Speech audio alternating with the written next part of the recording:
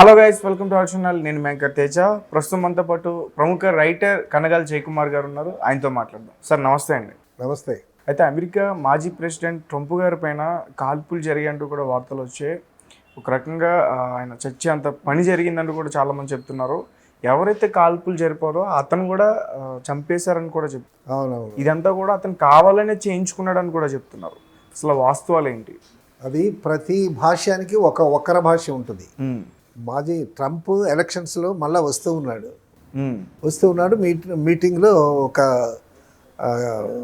దీంట్లో అతను బాగా మాట్లాడుతుంటే ఫైర్ చేస్తే చెవి దగ్గర తగిలింది, బ్లడ్ వచ్చింది, గబుక్కున కుంగిపోయాడు. అతన్ని తీసుకెళ్ళి హాస్పిటల్లో చేర్చారు.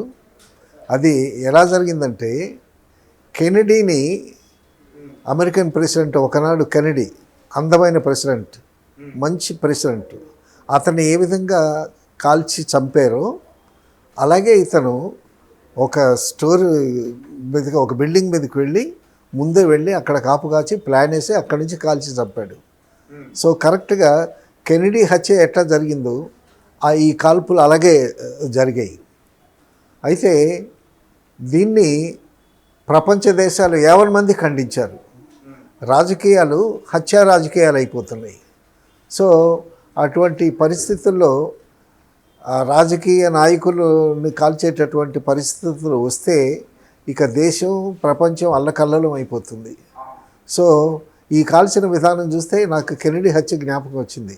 అయితే కెనడీని చాలా పాయింట్ బ్లాంక్గా చంపేశారు, ఇతనేమో తప్పించుకున్నాడు.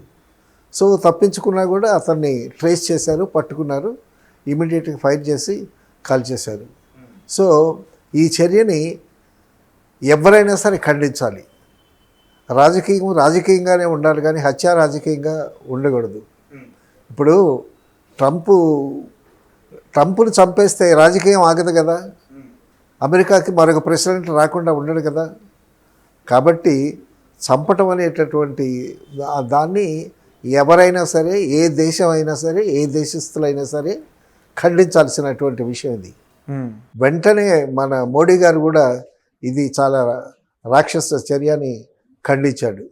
సో ఇటువంటివి జరగకుండా చూడాల్సినటువంటి బాధ్యత అందరిది. ఇప్పుడు అతను పొలిటికల్ బ్యాక్గ్రౌండ్ కాల్చాడు, లేకపోతే అతనికి వ్యక్తిగతంగా దోషం ఉండి కాల్చాడు, అపోనెంట్ పార్టీ ఆయన కాల్చాడు, అవన్నీ అనవసరం. మనిషి పుట్టిన తర్వాత ప్రతి ప్రాణి జీవించడానికి హక్కు ఉంది. ఆ హక్కును తీసేయటానికి ఎవరికీ హక్కు లేదు. మనిషే కాదు, ప్రాణంతో ఉన్న ఏ జీవినైనా సరే అది జీవహింస కింద వస్తుంది. సో ఇటువంటి చర్యల్ని ఎవరైనా, ఏ దేశమైనా, ఏ నాయకుడైనా, ప్రజలైనా సరే ఖండించాల్సినటువంటి విషయం అది. పూరి జగన్నాథ్ రత్న భాండాగారం తెరిచారు.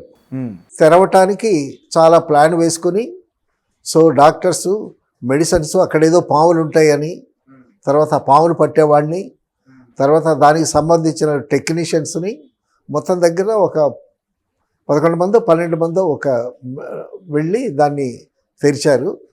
తెరిస్తే అందులో లోపల ఉండేటటువంటి ఆ పెట్టెలన్నిటినీ ఒక చోట చేర్చారు. ఇప్పుడు ఆ పెట్టెలను తెరిచి లెక్క చేస్తారు.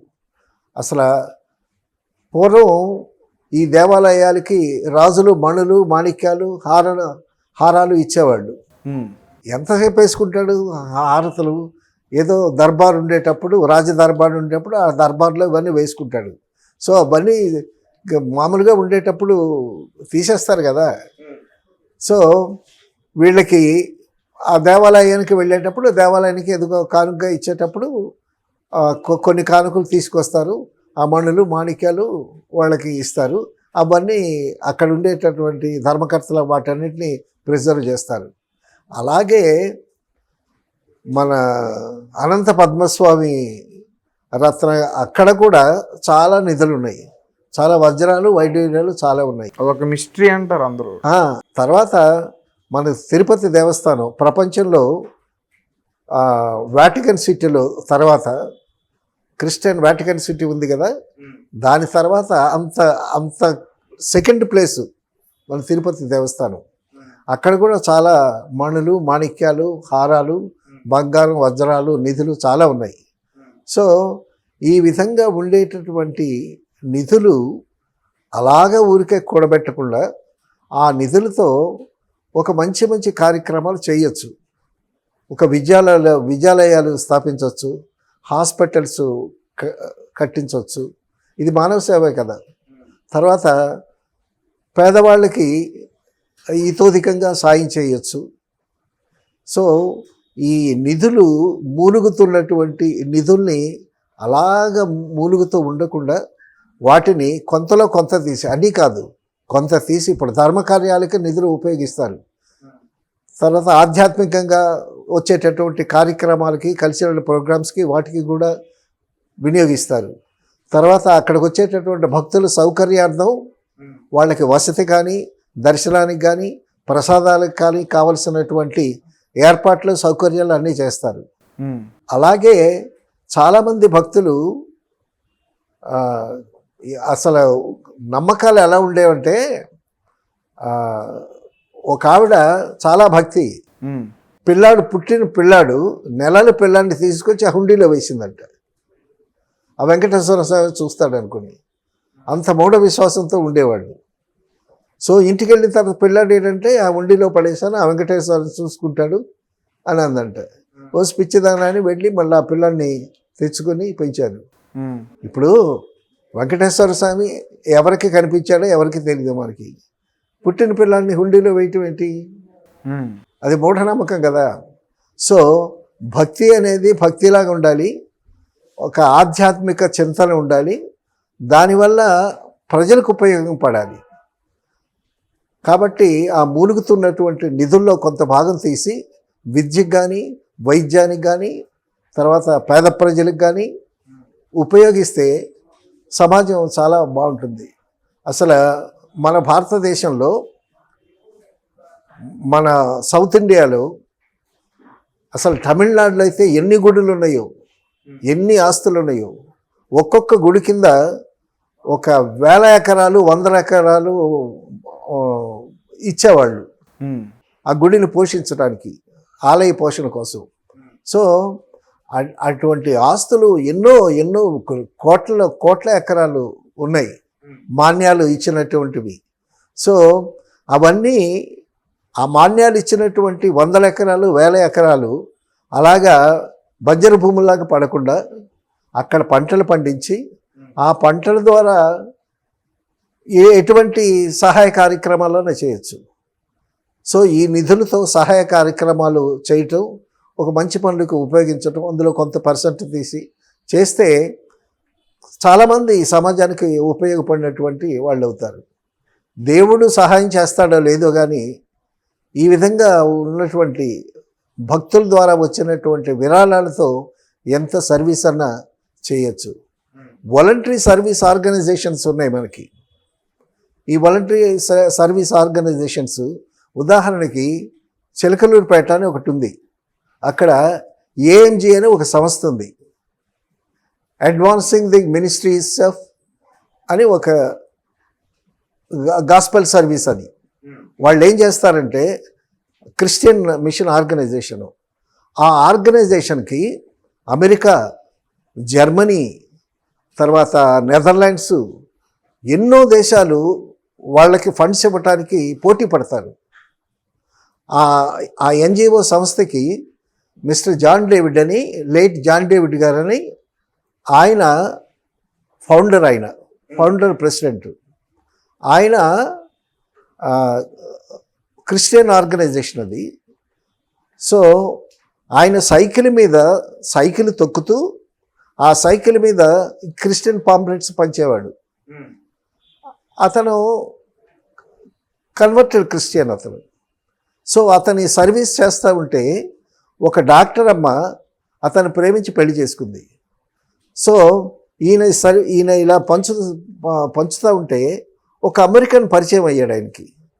పరిచయం అయ్యి, నువ్వు సైకిల్ తొక్కుతూ గాస్పల్ సర్వీస్ ఏం చేస్తావు, నీకు కారు ఇస్తాను, కాస్త డబ్బులు ఇస్తాను, నువ్వు ఎక్కువ సర్వీస్ చేయొచ్చు అని ఒక అమెరికన్ కాస్త హెల్ప్ చేశాడు అనమాట. అమెరికా నుంచి ఫండ్స్ పంపించాడు. అలాగా అమెరికా, జర్మనీ, నెదర్లాండ్స్ ఎంతోమంది పంపించారు. వాళ్ళు ఆయన ఎంత సర్వీస్ చేశారు తెలుసా? మెడ్రాస్ నుంచి ఒరిస్సా బోర్డర్ వరకు ఆయనకి స్కూల్స్ పెట్టాడు పేద పిల్లలకి. తర్వాత హాస్పిటల్స్ పెట్టాడు. తర్వాత రాజమండ్రిలో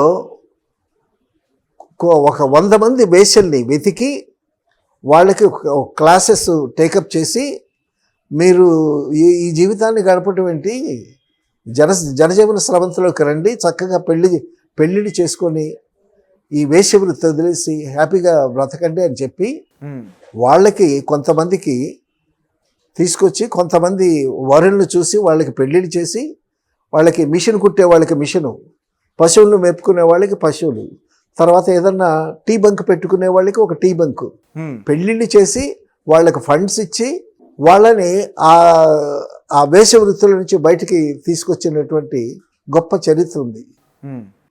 లేట్ జాన్ డేవిడ్ అని ఆయన పేరు. Advancing the ministries of gospel అని వాళ్ళు ఫండ్స్ క్రిస్టియన్ సర్వీసు చేస్తున్నారు. చేస్తూనే కుష్ఠరోగులకి సేవ చేశారు ఆయన. కుష్ఠరోగులకి ఎక్కడ కుష్ఠరోగుల్ని ఊరికి దూరంగా ఉంచుతారు. కుష్ఠరోగం అంటురోగం అంటారు కదా, యాక్చువల్గా కుష్ఠరోగం అంటురోగం కాదు. ఎలాగ అంటురోగం అవుతుందంటే, కుష్ఠరోగితో నీకు ఎక్కువ కాంటాక్ట్, ప్రొలాంగ్ కాంటాక్ట్ ఉంటే ఆ వ్యాధి సోకుతుంది. సో ఈయన ఆ కుష్ఠరోగులకి ఒక చిన్న గుడిసె వేసి అక్కడి నుంచి స్టార్ట్ చేశాడు. స్టార్ట్ చేస్తే జర్మనీలో డాక్టర్ డైక్మెన్ అని ఒక ఆయన ఉన్నాడు. ఆయన ప్రపంచంలో 30 దేశాల్లో మనకి బాటా షాపులు ఎలాగైతే ఉన్నాయో అట్లాంటి బాటా షాపులు ఒక 30 షాపులు ఉన్నాయి ఆయనకి.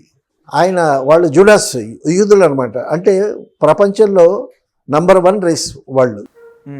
అతను జర్మనీలో ఈ కుష్ఠరోగానికి మల్టీ డ్రగ్ థెరపీ అని 3 మందుల కాంబినేషన్, మల్టీ డ్రగ్ థెరపీ అని ఒకటి కనిపెట్టి దాన్ని ప్రపంచ దేశాలకు ఉచితంగా సప్లై చేశాడు.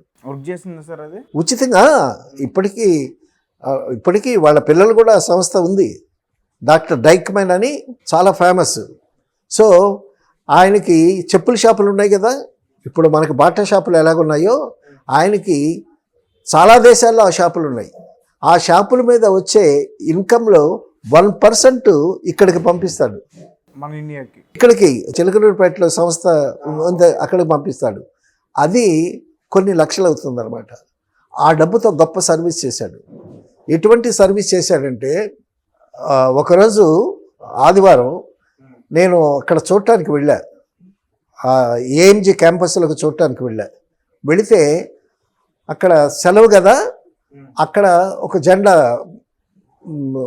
జెండా ఉంది. మామూలు దిమ్మి కట్టి జెండా ఎగరేస్తారు కదా, ఆ దిమ్మి దగ్గర మెట్ల మీద ఆ పోలు దగ్గర ఇంత కుర్రాడు అక్కడ ఉండి ఆడుకుంటున్నాడు. నేను ఆ కుర్రాడిని పలకరించా, రే బాబు ఏంట్రా ఇక్కడ ఉన్నావు అని అంటే, ఆ అంకుల్ ఇవాళ సెలవు కదా మాకు అన్నా. మరి నువ్వు ఇక్కడ ఉన్నావు ఏంటి అని అన్నాడు. అంటే నాకు జెండా అంటే నాకు ఇష్టం, జెండా వందనం చేస్తారు మా అయ్యగారు, అందుకే ఇక్కడ ఉన్నాను అని చెప్తున్నాడు. మీ దేవూరు రా అన్న, తెలియదు అన్నాడు. మీ అమ్మ నాన్న, మీ అమ్మ ఉందా అని అడిగా, లేదండి అన్నాడు. మీ నాన్న ఉన్నాడా అన్నా, ఉన్నాడు అన్నాడు. ఎవరు మీ నాన్న అంటే డాక్టర్ జాన్ డేవిడ్ అని చెప్పాడు. వాడు అనాథ బాలుడికి ఆ అనాథ బాలన్నీ సేకరించి ఒక ఆశ్రయం పెట్టి వాళ్ళకి ఫుడ్డు, షెల్టరు, క్లోదింగ్ అంతా ఇచ్చి వాళ్ళని చదివిస్తున్నాడు.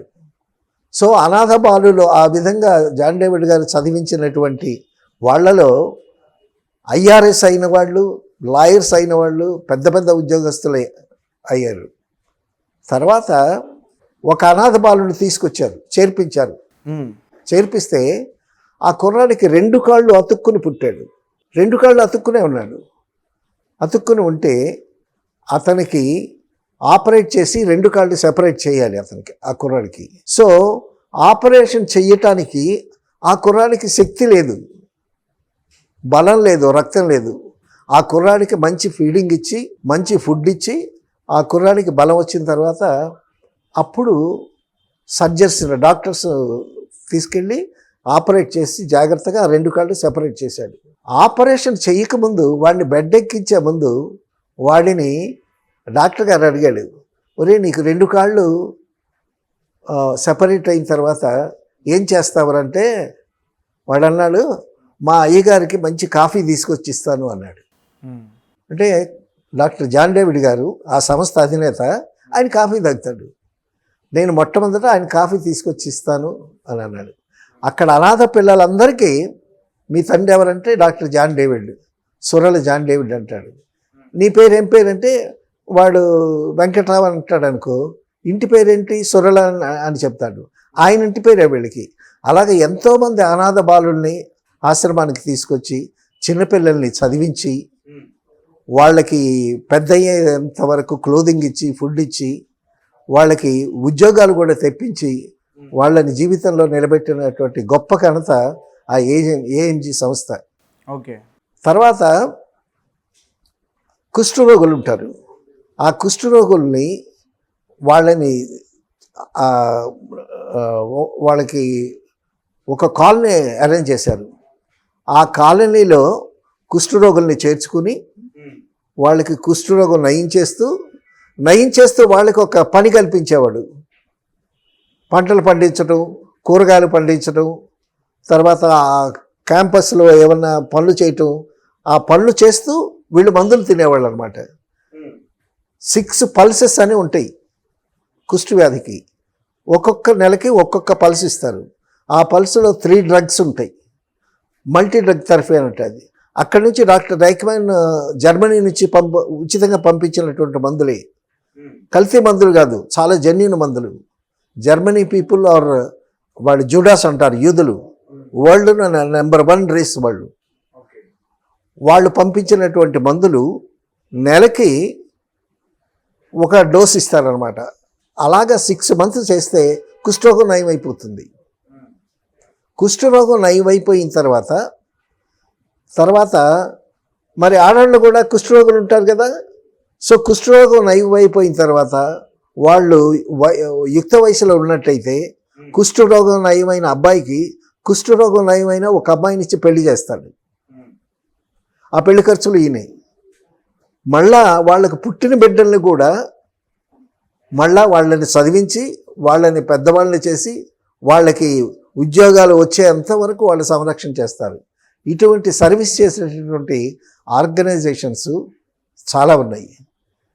ఈయన సర్వీస్ చూసి కెనడా నుంచి, అమెరికా నుంచి, నెదర్లాండ్స్ నుంచి పోటీ పడతారు, మన డబ్బులు పంపిస్తాం మీరు సర్వీస్ చేయండి అని. ఎక్కడ మెడ్రాస్ నుంచి ఒరిస్సా వరకు బార్డర్లో అన్ని చోట్ల స్కూల్స్, కాలేజెస్, శరణాలయాలు, ఎడ్యుకేషనల్ ఇన్స్టిట్యూషన్స్, తర్వాత ఈ అనాథాశ్రమాలు ఎన్నో ఉన్నాయి. అటువంటి సర్వీసు ఉన్నవాళ్ళు చేయాలి. ఆయనకి అసలు రూపాయి లేదు. ఈయన సర్వీస్ చూసి ఆ దేశస్తులందరూ బాగా విరాళాలు పంపించాలన్నమాట. సో అటువంటి ఎన్జిఓ ఆర్గనైజేషన్స్ మన దేశంలో ఉన్నాయి, మన రాష్ట్రంలో కూడా ఉన్నాయి.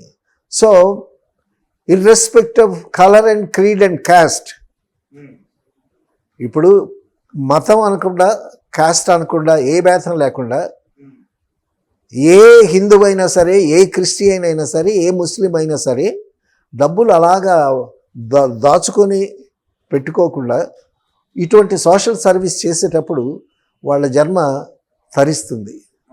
సో ఈ సమయంలో మనం పవన్ కళ్యాణ్ గారిని చెప్పుకోవాలి. పవన్ కళ్యాణ్ ఒకసారి మీటింగ్లో ఏమన్నాడు తెలుసా? ఇప్పుడు నా జన సైనికులు ఉన్నారు, నా జన సైనికులందరికీ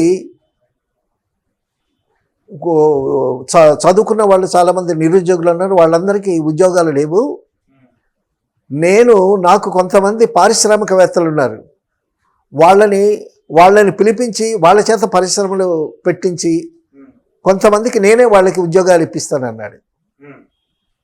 వాళ్ళకి స్కిల్స్ ఏమనుకో, ఆ స్కిల్స్ వాళ్ళకి నేర్పించి నేనే ఉద్యోగాలు కల్పించగలను, అన్నీ ప్రభుత్వం మీద ఆధారపడితే చేయలేదు, నేను సొంతంగా చేయగలను అనేటటువంటి ఒక స్టేట్మెంట్ ఇచ్చాడు. సో అటువంటి ఒక సంస్థ కానీ ఒక ఆర్గనైజేషన్ ఏదైనా సరే మరీ ప్రభుత్వం మీద ఆధారపడకుండా బాగా ఉన్నవాళ్ళు అంబానీలు ఉన్నారు, ఎంతోమంది మల్టీ మిలియన్స్ ఉన్నారు దేశంలో. వాళ్ళందరూ కూడా ఒక పవన్ కళ్యాణ్ లాగా, పవన్ కళ్యాణ్ అని కాదు, ఒక మంచి పని చేయటానికి ఎవరైతే ఉంది సో అటువంటి సర్వీస్ చేసి, సో మనకి పవన్ కళ్యాణ్ అనేటటువంటి వాడు ఇప్పుడు చాలా గొప్ప, అందరికీ ఆదర్శంగా ఉన్నాడు. అరే అనంత్ అంబానీ పెళ్ళికి వెళ్తే చంద్రబాబుని పక్కనున్నా కూడా పవన్ కళ్యాణ్కి సెకండ్ ఇచ్చి, ముఖేష్ అంబానీ, అనిల్ అంబానీ, తర్వాత సంజయ్ దత్ బాంబే టాప్ హీరో కదా, అటువంటి వాడు బాగా హక్ చేసుకొని అతను ఆలింగనం చేసుకుంటున్నాడు. తర్వాత తన దీక్షలో ఉన్నాడు, ఆ డ్రెస్తోనే వెళ్తున్నాడు.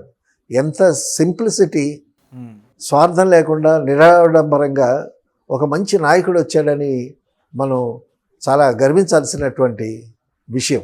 అయితే మనం ఈ పూరి జగన్నాథ్ రత్న భాండాగారం, అనంత పద్మనాభ స్వామి రత్న భాండాగారం, ఈ భాండాగారాలను తెరిచారు. సో వాటన్నిటిని లెక్కిస్తారు. సో మణులు మాణిక్యాలు ఎన్నో మొలుగుతున్నాయి. ఇప్పుడు వాటికి వెల కట్టడానికి మనుషులు కావాలి. ఖరీదు కట్టే షరాబులేడని శ్రీశ్రీ మహాప్రస్థానంలో అన్నాడు. అలాగా ఖరీదు కట్టే షరాబుల్ని చూసుకుని ఎంత మణులు మాణిక్యాలు రత్నాలు ఎంత విలువవుతాయో చూసుకొని దానికి ఒక పట్టిక తయారు చేసి వాటిని భద్రపరచడానికి ఇంత ఉంది అని. ఇప్పుడు ఎలాగా మనం అలాగే ప్రపంచంలో వాటికన్ సిటీ తర్వాత నెక్స్ట్ బెస్ట్ ఏమిటి అని అంటే మనకి తిరుపతిలో ఉండేటటువంటి టీటీడీ దేవస్థానం అనుకున్నాం కదా. ఇప్పుడు ఈ టీటీడీ దేవస్థానానికి కొత్త ప్రభుత్వం వచ్చిన తర్వాత టీటీడీ చైర్మన్గా ఎవరిని వేద్దాము అని ప్రభుత్వంలో ఒక మీమాంస వచ్చింది. అందులో చంద్రబాబు నాయుడు గారు సెలెక్ట్ చేసింది ఏంటి, ఒక 5-6 అనుకున్నాడు ఆయన. అందులో ముందు అశోక్ గజపతి రాజు, విజయనగరం రాజు అశోక్ గజపతి రాజు అనుకున్నాడు. అతను నిస్వార్థపరుడు, తర్వాత అతనికి అనుభవం ఉంది. తర్వాత అశోక గజపతి రాజు ఫాదరు పివిజి రాజు గారు, వాళ్ళకి విజయనగరంలో సంగీత కళాశాల ఉంది, ఘంటసాల సుశీల అక్కడికి వచ్చారు. తర్వాత డిగ్రీ కాలేజ్ ఉంది, ఆ డిగ్రీ కాల్లో అప్పలస్వామి గారు అనే ఒక మేధావి వచ్చాడు. చాలామంది గొప్ప గొప్ప వాళ్ళు వచ్చారు. తర్వాత అక్కడ అంట్యాకులు పైటి రాజు అని చిత్ర కళాశాల రాజుగారిది, చిత్ర కళాశాల, మ్యూజిక్ కాలేజీ, డిగ్రీ కాలేజీ, అనాథ శరణాలయం, బాయ్స్ చౌట్రీ, ఎన్నో సంస్థలకు సర్వీస్ చేసినటువంటి గొప్ప వ్యక్తి. ఆయన కొడుకుగా అశోక గజపతి రాజు కూడా చాలా మంచి పేరు సంపాదించాడు. ఆయన ఇంతకుముందు విమానయాన శాఖ సెంట్రల్ గవర్నమెంట్లో మంత్రిగా చేసినటువంటి వ్యక్తి. ఆ వ్యక్తి చాలా అర్హుడు అని సెలెక్ట్ చేశాడు. చాలామంది బాగుందని అన్నారు. అయితే ఇప్పుడు ఏమైంది, బుచ్చయ్య చంద్రకుడు వచ్చాడు సీన్లోకి. బుచ్చయ్య చంద్రకుడు వచ్చాడు, తర్వాత నాగబాబు ఒకడు వచ్చాడు, తర్వాత రఘురామకృష్ణరాజు, యనమల రామకృష్ణుడు, ఇంతమంది వచ్చారు. సో వీళ్ళలో పవన్ కళ్యాణ్ నాగబాబుకి ఇద్దాము అన్న ఉద్దేశంతో ఉన్నాడు, మాట్లాడాడు కూడా ఆయనతో. చంద్రబాబు నాయుడు ఇంకా డిసైడ్ చేయలేదు. నాగబాబు ఏంటంటే అనకాపల్లి ఎంపీగా కంటెస్ట్ చేద్దామని అప్పుడు అనుకున్నారు. సో ఈ సీట్ల సర్దుబాటు వల్ల అతను తప్పుకున్నాడు. ఆ సీటేమో బీజేపీకి ఇచ్చినట్టున్నారు. సో నాగబాబు కూడా ఈ పోటీలో ఉన్నట్టు లెక్క. అయితే ఒక నిస్వార్థపరుడు, కాస్తాను నాగబాబుకి పొలిటికల్గా అనుభవం లేదని చెప్పుకోవాలి మిగతా వాళ్ళతో కంపేర్ చేసుకుంటే. తర్వాత వేమిరెడ్డి ప్రశాంత్ అని ఒక లేడీ క్యాండిడేట్ ఉంది. సో ఇంతమంది, రఘురామకృష్ణరాజు వైఎస్ఆర్సీపీ వాళ్ళు నానా హింసలు పెడితే వచ్చి తెలుగుదేశంలో చేరి గెలిచాడు కదా, అతను కూడా ఉన్నాడు. సో ఈ విధంగా యనమల రామకృష్ణుడు కూడా చాలా అనుభవశాలి. సో ఈ నాగబాబుకి చంద్రబాబు నాయుడికి మధ్యన నలుగుతూ ఉన్నది ఆ విషయం. మరి నాగబాబుకి ఇస్తారా, లేకపోతే యనమల రామచంద్రుడికి ఇస్తారా, లేకపోతే తిరుపతి దేవస్థానానికి లేడీగా చైర్మన్ ఎవరు ఎప్పటికి రాలేదు, ఆ లేడీకి ఇస్తారా అనేటటువంటి మీమాస్తో ఉంది. అయితే చంద్రబాబు నాయుడు గారు సెలెక్ట్ చేసినటువంటి అశోక్ గజపతి రాజు అనుభవజ్ఞుడు, నిస్వార్థపరుడు. సో ఆయన రాజకీయాల నుంచి కూడా విరమించుకొని వాళ్ళ కూతురికి సీట్ ఇప్పించుకొని గెలిపించుకున్నాడు అక్కడ విజయనగరంలో. తర్వాత విజయనగరంలో చాలా సర్వీస్ మైండ్తో పనిచేసినటువంటి రాజుల వంశం అది. అక్కడ అన్ని కళాశాలలు రాజుగారివి. సో అక్కడ రాజుగారికి విమానాశ్రయం ఉండేది అప్పట్లో. కోరుకొండలో విమానాశ్రయం ఉండేది. ఆ విమానాశ్రయంలో బిల్డింగ్లు కట్టి కోరుకొండని సైనిక్ స్కూల్ చేశారు. ఆ సైనిక్ స్కూల్లో 6th క్లాస్ నుంచి వాళ్ళు ఎంతవరకు చదువుకుంటే ఫ్రీ. సో అటువంటి సర్వీస్ చేసినటువంటి రాజుల వంశం అది, గజపతుల వంశం. అటువంటి అశోక్ గజపతి రాజుకు ఇస్తే బాగుంటుందని చాలామంది ఉద్దేశం. సో నా పర్సనల్ కూడా అదే. సో మరి పవన్ కళ్యాణ్కి నాగబాబుకి ఇవ్వాలనేటటువంటి పట్టులో ఉన్నట్టున్నాడు. సో ఈ విషయం వాళ్ళిద్దరి మధ్య నలుగుతుంది. ఏది ఎవరొచ్చినా సరే ఆ చైర్మన్ ఆ భక్తులకి అనువైనటువంటి సౌకర్యాలు కల్పించి, ఇంతకుముందు లడ్డూకు ఉండేటటువంటి క్వాలిటీ లేదు. తిరుపతి మీద ఆ టెంపుల్ దగ్గర సాధువులు అడుక్కునేవాళ్ళు. వాళ్ళు అప్పట్లో నేను వెళ్ళేటప్పుడు ఇంత లడ్డు ఉండేది. ఆ లడ్డు జీడిపప్పులు కిస్మిస్ పళ్ళు అన్నీ తాపడం చేసి ఒక లడ్డు తింటే కడుపు నిండిపోయేది. ఆ టేస్టు, ఆ నెయ్యి, ఆ ఫ్లేవర్ ఎంత అద్భుతంగా తింటా ఉంటే పక్కోళ్ళకి నోరుడేది, అంత బాగుండేవి లడ్లు. సో ఆ విధంగా ఉండేటటువంటి ఆ లడ్డు సైజు తగ్గిపోయింది, క్వాలిటీ తగ్గిపోయింది. సో ఎవరు వచ్చినా సరే ప్రసాదం, దేవుడు ప్రసాదం అంటే చాలా రుచిగా చాలా తృప్తిగా తింటారు కదా. సో అక్కడ సాధువులు అడుక్కునే వాళ్ళు లడ్డూలు తిని ఎర్రగా తయారయ్యి లడ్డూలాగా తయారయ్యారు అప్పట్లో. సో అంత బాగుండేది. తర్వాత తిరుపతి నుంచి ప్రసాదం తెస్తే, ఒక లడ్డు తెస్తే ఒక 10 ఏళ్ళకి పంచేవాళ్ళు. అలా ఉండేది ఆ లడ్డు తయారీ కానీ, ఆ ఫ్లేవర్ కానీ, ఆ రుచి కానీ.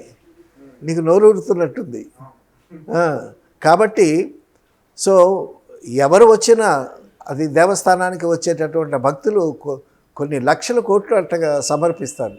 సో ఆ విధంగా వచ్చేటటువంటి విరాళాలని మంచిగా ఉపయోగించి ప్రజల సేవా కార్యక్రమాలకి ఒక స్కూల్ పెట్టించడమో, ఒక పేద విద్యార్థులకి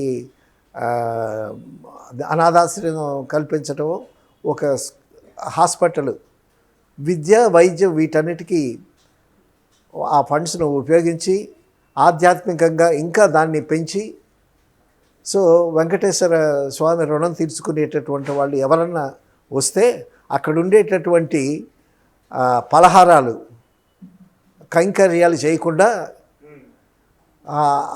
దేవుడి తాలూకా మాన్యాల్ని, ఆ నిధుల్ని జాగ్రత్తగా కాపాడి ప్రజలకి కొంత మేలు చేసేటటువంటి సహాయ కార్యక్రమాలు చేస్తే బాగుంటుంది. తర్వాత ఇందాక పవన్ కళ్యాణ్ తనకు తెలిసినటువంటి పారిశ్రామికవేత్తల్ని పిలిపించి పరిశ్రమలు స్థాపింపజేసి పెట్టించి వాళ్ళకు యువతకి ఉద్యోగాలు కల్పిస్తానన్నాడు కదా. ఆ విధంగా తర్వాత తెలుగుదేశం ప్రభుత్వం వచ్చిన తర్వాత సో పవన్ కళ్యాణ్ చొరవ కానీ, చంద్రబాబు నాయుడు గారి చొరవ కానీ, ఇక్కడ మెట్రో లైన్, విశాఖపట్నంలో మెట్రో లైన్ వచ్చే ఏర్పాట్లు చేస్తున్నారు. తర్వాత అమరావతికి 56 కిలోమీటర్ల ఒక కొత్త రైలు మార్గం వేయిస్తున్నాడు. ఎర్రబాలెము, అమరావతి, నంబూరు 56 కిలోమీటర్లు. దానికి కూడా శాంక్షన్ చేయించుకున్నారు, అది నోటిఫికేషన్ రావాలి. సో ఈ విధంగా వచ్చినటువంటి కొత్తగా ఉండేటటువంటి ప్రభుత్వం చాలా చురుగ్గా బాగా పనిచేస్తుందని చాలామంది సంతోషిస్తున్నారు. మనం కూడా ఈ విషయం తెలుసుకుని నేను ప్రత్యేకంగా గుంటూరు వాడిని కాబట్టి నంబూరు హై స్కూల్లో నా వైఫ్ టీచర్గా 20 years పనిచేసింది. సో అందువల్ల నంబూరు అంటే నాకు కాస్త ఇష్టం. ఎర్రబాలెము, నంబూరు, ఎర్రబాలెము, అమరావతి తర్వాత నంబూరు. ఆ లైను 56 కిలోమీటర్లు. 56 కిలోమీటర్లు దీంట్లో రైల్ ట్రాక్ వేసి రైలు నడిపించేటటువంటి ఒక ప్రపోజల్ వచ్చింది. అది త్వరలో శాంక్షన్ అవబోతుంది. సో ఈ విధంగా చంద్రబాబు నాయుడు గారు కానీ పవన్ కళ్యాణ్ కానీ వాళ్ళ చొరవతో మనకి ఇతోధికంగా జరిగేటటువంటి మేళ్ళు. తర్వాత క్యాపిటల్ అన్న తర్వాత రైల్వే స్టేషన్ డెఫినెట్గా ఉండాలి. రైల్వే స్టేషన్ ఉండాలి, దానికి ఒక విమానాలు వచ్చి ఆగటానికి ఒక పెద్ద ప్లేస్ ఉండాలి. సో ఇవన్నీ ఆటోమేటిక్గా వస్తాయి. సో ముందేంటంటే అమరావతికి ప్రజలు డైరెక్ట్గా రైలు ఎక్కి వెళతారు. ఆ లైన్ని మళ్ళీ మెయిన్ లైన్లో కలుపుతారు. Howrah to Madras, Madras to Howrah line ఉంది కదా, సో ఆ లైన్లో కలుపుతారు. కాబట్టి కొత్తగా వచ్చినటువంటి ప్రభుత్వం చేసేటటువంటి కార్యక్రమంలో ఇదొక మంచి కార్యక్రమం, మనం ఆనందించాల్సినటువంటి కార్యక్రమం. సో